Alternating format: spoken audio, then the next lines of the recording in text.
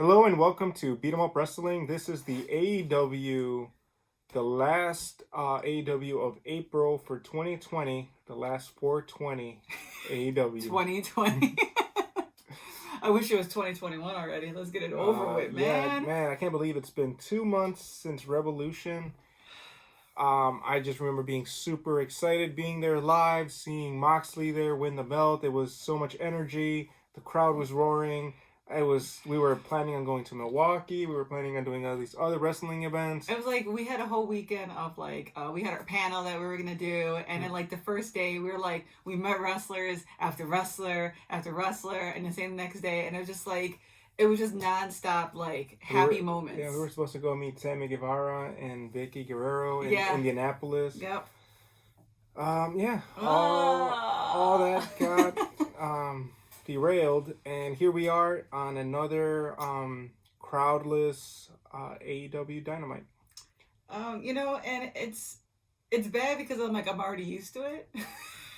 Yeah, but I'm the wheel. I'm like the hamster in the wheel. I'm like already conditioned. To me, it's like it's finally starting to like take its toll on me. Where I mean, I still enjoy it. I'm glad there's something there now, but I don't think it's the crowdless thing. It's just that knowing that there's restrictions on who could fight who. Yeah. Storylines are not going to progress a certain way, and if they do, they might not have been the storylines that they have foreseen like 2 months ago. Yeah. And that kind of sucks. Like I miss like all the Inner Circle, I miss Santana Ortiz, the Lucha Bros, Evil Uno and Stu Grayson. They haven't been able to do anything now with Brody Lee. It was such a build up, and then now they're stuck in Canada. I miss Strong Hearts. Yeah. I miss them being all crazy and stuff like that. I miss a lot of the girl wrestlers. Riho. I miss Nyla and Riho, and Chris isn't there. There's just so many people that are just not there, and it's just like Hangman. It's starting to take its toll. I'm like, man. Yeah, you get a little bit like bogged down, but at least we can look forward to Double or Nothing. So let's start off with the first final match: Cody versus Darby Allin. Yeah, it starts off with a good vignette, basically calling Darby calling Cody a corporate sheep. People were so mad about that. It was funny to watch. But yeah, I mean, definitely Darby, and from standpoints, Cody's suit wearing man. Mm-hmm. Doesn't have the McMahon look, of course, but Darby's more of like, down with the machine type person. So it worked in his favor. He's the rebel. Yeah, it worked. And it was interesting to watch the match. They put on another one hell of a good match. This is the third bout they've been to. There's signs that Cody might be turning heel, or maybe I'm just reading too much into it. The way he pushed Darby into Brandy. It just reminded me of when he started turning heel when he was with the Bullet Club and turning against Kenny and all them. It's just something that he did back then where he used Brandy as a way for him to get a win. Yeah, get over on it, and that's what made the Bullet Club get mad at Cody. And it was starting to divide, remember, between them when he was starting to use it for his Brandy was kind of like the pawn, and then Flip became her friend, and it was this weird little tension they had going on there. But Jericho was on commentary, and he basically was pinpointed at oh man, now he was standing there, he knew his wife was there, and he built on that a little bit too. So I mean, he saw it too, but as far as if Cody were turning that way, we don't know. Yeah, it could just be me reading into it, but yeah, it's just one thing to look at. He could get paranoid again if somebody betrays him. Yeah, that goes back to the whole Caesar thing. This is his last shot at getting a belt since he can't compete for the World Championship belt, so he might go unless they offer him the. Yeah. Yeah. So he can't challenge for it. So. Mm-hmm. But that's a good point, though. I mean, it's his last shot, so he might try to balls to the wall. He might try to do some disqualification type stuff, or under the just the dirty moves, which would actually be the only way I could see Cody winning this. I wouldn't see them having Lance lose so early. I could see Cody taking a loss, unfortunately, but I could also see him winning, but winning the wrong way, which would trigger Lance to even be more destructive, go after Dustin, go after Brandy, try to hit people he cares about, go after QT Marshall. So that would be a good storyline build up too for Lance for, another bout for them to go at it. So, but it was a good match. Darby's. Yeah. I mean, the ending was a little confusing. I didn't like the ending of that. I was. You had to explain it to me. I was Yeah. like, I thought Darby won. Why are they Yeah, playing it was Kingdom? Darby did a coffin. Darby did a coffin drop, and Cody rolled him up on his shoulders, and he took the win. Yeah, I still was confused at why his music was playing, and I was like, okay, that looked really haphazardly. But anyways, once again, we called it from the beginning who was going to win the minute the brackets were set in place. But then we get a squash match with Wardlow and an independent wrestler named Musa. Yep, from Chicago. So what's up? Shout out to you, Musa. You had a couple of good, decent spots there, but it's Wardlow. Yeah, and like Jericho said, why would you want to wrestle this guy? They're building up Brody Lee, Wardlow, and Lance Archer as monsters. So I wonder what their plan is for that. Yeah, definitely. Yep. But it was a good look. It was a good match for Wardlow once again. Yeah, MJF will be back next week. He sprained his neck. Yeah, he's just a fool. Had a hangnail and now a sprained neck. So then we get the Bubbly Bunch week 3, which this was awesome. Yeah. Go look at it on Twitter. All Elite Wrestling put it up. So they do another one of those TikTok challenges. Yeah. It was the Ayatollah or the Manitola Millie. Yeah. So it was really awesome. They had some celebrities drop in. Vicky Guerrero was there. There was the Tiger King. I popped for her so hard. There's Tiger King reference there. There was the Hulk. Oh, yep. You know, like it was Ferrino, Jay and Silent Bob. It was awesome. That was the best part was freaking Kevin Smith's face. Yeah. he was so Silent Bob. He was so perfect. It was so animated. Clerks. But it was really cool. I also liked how Ortiz and Santana are still arguing about who won the Flim Flam challenge. Yeah, no, papi. They're so like mad about it. Whatever. It's just so stupid. But Jericho got a lot of people on his Rolodex, man. He just like, hey, I need you for a second. Like Rolodex. That's so old. Jericho is old, dude. I could see him not on his phone because he could barely do this. I could see him just going through his Rolodex of who he has. I'm gonna call this person. Yeah. Jake Hager still looks really awkward in some of these videos. He's so awkward. Yeah. But I think that makes it funny. He was like, yeah, that sounds like fun. Why are you so animated? Yeah. Okay, anyways. But everybody was in it. Definitely check it out. They're killing it with the Bubbly Bunch. Yeah. I don't know how they can still keep it after 3 weeks relevant. What other challenge are they going to do now? Oh, no, I hope they don't do that one challenge. What? The butthole challenge. Yeah, for people who don't know, that people are running over their cameras. Yeah, people get bored and like stay home. There's some weird challenges out there, and I don't even know if that's staying safe. I think that's staying home, but not necessarily staying safe. Anyways, we get into a very good match, very crazy match of the Best Friends and Jimmy Havoc and Kip Sapien. I put it on my bucket list. I wanted to throw a chair at somebody like Jimmy Havoc did. He was just... I want to be Jimmy Havoc at people. Yeah. He killed Orange Cassidy in the beginning. It was, you said it was a crime scene... Yes. Chalk drawing. It was a chalk drawing with his legs and everything like that. He just looked so, oh God, he just bad. It was a crazy match. Trent took a lot of beating in this one. Oh, that ladder shot, man. He finally broke the ladder after so many hits. But Trent Murray, the son of Trent Murray. He has a Bill Murray knee pad. But Jericho was on it again. Yeah. One of the worst shots too was when Havoc landed on the chair. Yeah. Yeah, that chair collapsed. It could have caused some damage, but they're professionals, so. I was kind of hoping that Kip and Jimmy would have taken a win. To be honest, I wanted to win on that. But it looks like the Best Friends are getting built up. Maybe they'll be challenging for the belt soon. Yeah, whenever Hangman gets to be able to come back out, but it was funny that Penelope ended up the same way that Brandy did. Used for a move, she got hit too, and then there was like a weird little fold over on her, and Jericho like capitalized. That looks wrong. But it was a good match though. So then we get Shawn Spears versus Baron Black, and I might be reading into it again, but I told you that now he's wearing Heartless. Yeah. And then he did a sharpshooter. Yeah.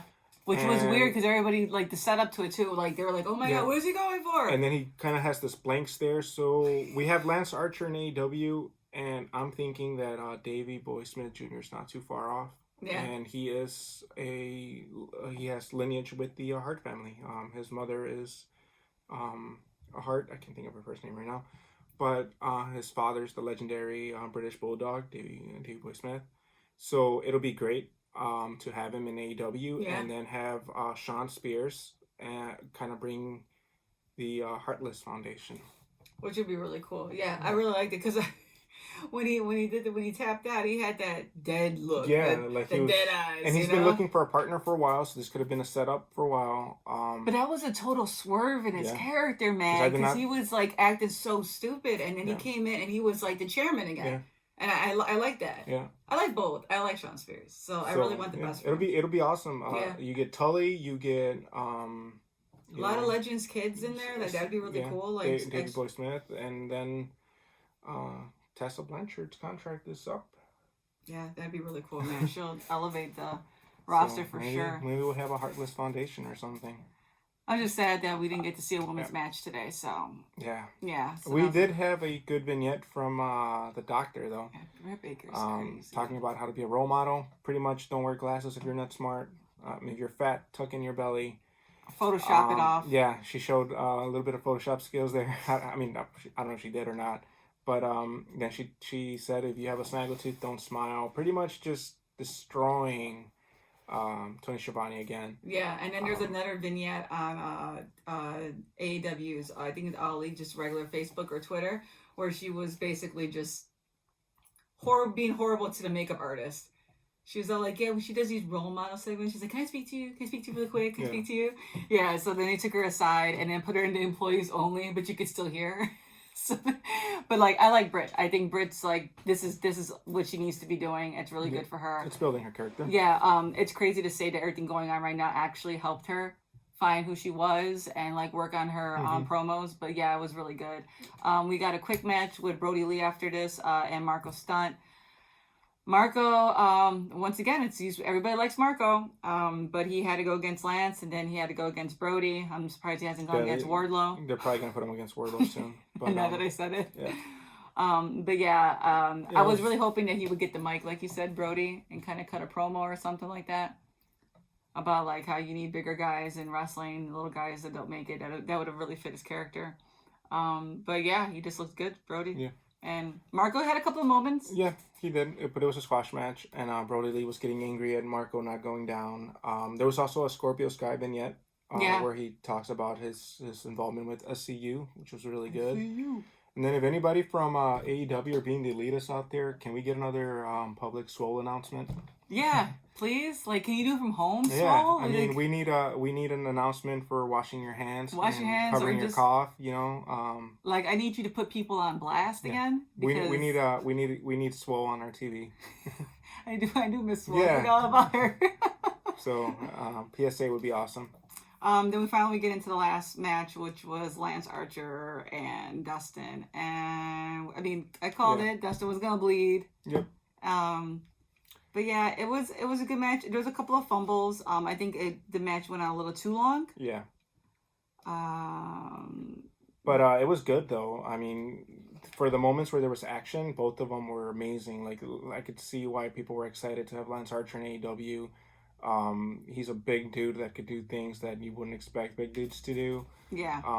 God, and Dustin is he's better than he was before, which is crazy to say because he still whipped Lance when he just picked him up. It was like, whoom. He's so good at what he's doing, and I'm glad he's still wrestling. Yeah, I'm glad he took care of himself, and I'm glad I had the opportunity to watch him wrestle. I got a opportunity to meet him.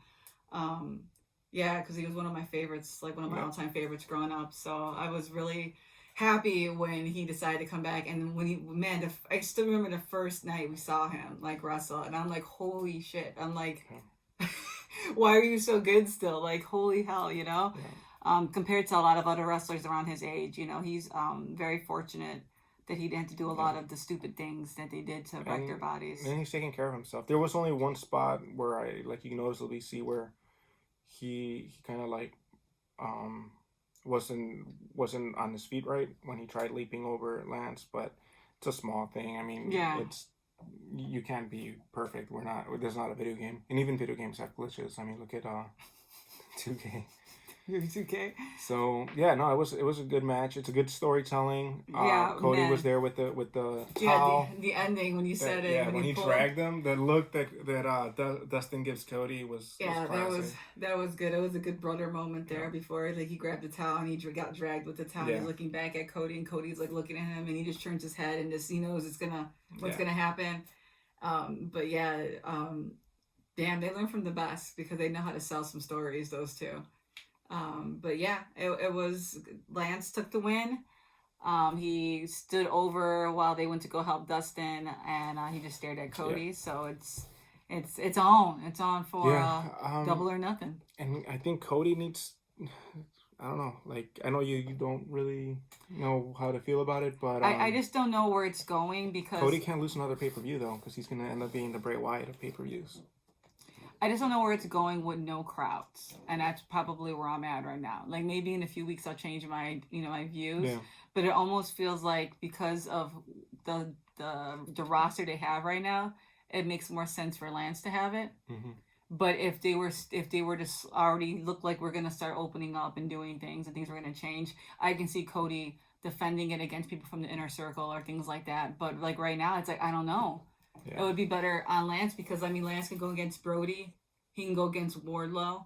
You know what I mean? If you really wanted to do something huge like that, But if you start putting him against Brody and Wardlow, it takes away from but it also takes away from the World Championship. You want the World Championship to be your main belt. Yeah, true. So I could see Cody having this and Cody defending it with against Darby's and Sammy's and stuff like that. I could see Brody wanting it because he wants to be the face. Like that kind of like I want to show the image. Brody could go against Moxley. That's true. Top dog. Yeah, because you still want that would be a really good storyline. You want that title to be your main focus. Yeah. So I could see Cody getting this and Cody kind of like stepping away from the main focus to kind of push over some of the mid card people right now. So I don't even know where the ratings are at. Yeah. I forgot where the ratings are standing. I know Kenny's like second or something like that. For the World Championship, Cody's number 1, but he can't challenge. I don't know. I think Kenny's too. I don't know. I forgot they had put it up a few days ago. That would help because we always forget that they actually do those things too, those point systems. But you made a lot of sense. Like Cody does look good as far as being like the heart of AEW and having the television title.